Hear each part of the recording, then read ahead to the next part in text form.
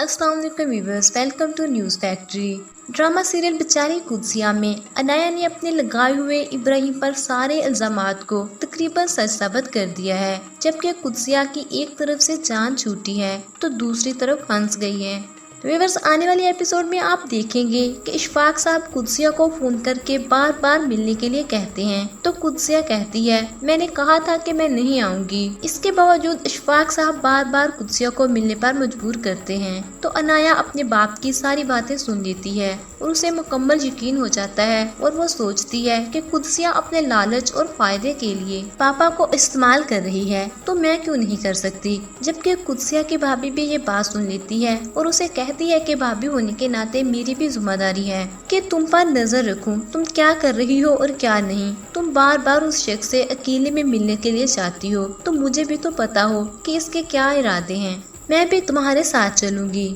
इसके बाद कुद्सिया और उसकी भाभी तैयार होकर जाती हैं तो इशफाक साहब ने भी उनके लिए गाड़ी भिजवाई होती है तो कुद्सिया की भाभी के मुंह में पानी आ जाता है जब वो गाड़ी को देखती है।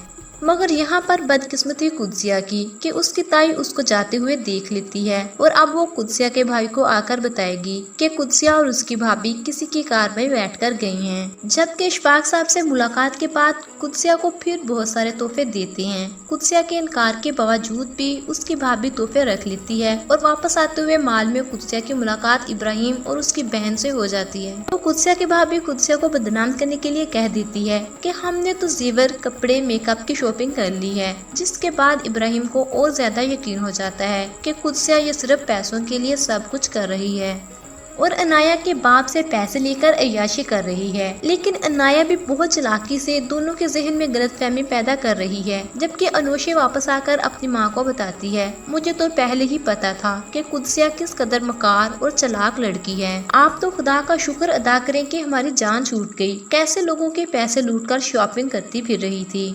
जबकि इब्राहिम वापस घर आकर ये बात सोच रहा है कि कुद्सिया ने कैसे उसके साथ धोखा किया, मगर झूठ झूठ होता है। अनाया की हकीकत बहुत जल्द सबके सामने आ ही जाएगी। तो व्यूअर्स, इस बारे में आप लोगों को क्या लगता है? अपनी राय का इजहार कमेंट सेक्शन में लाजमी कीजिएगा। मज़ीद ड्रामा अपडेट के लिए देखते रहिए न्यूज़ फैक्ट्री।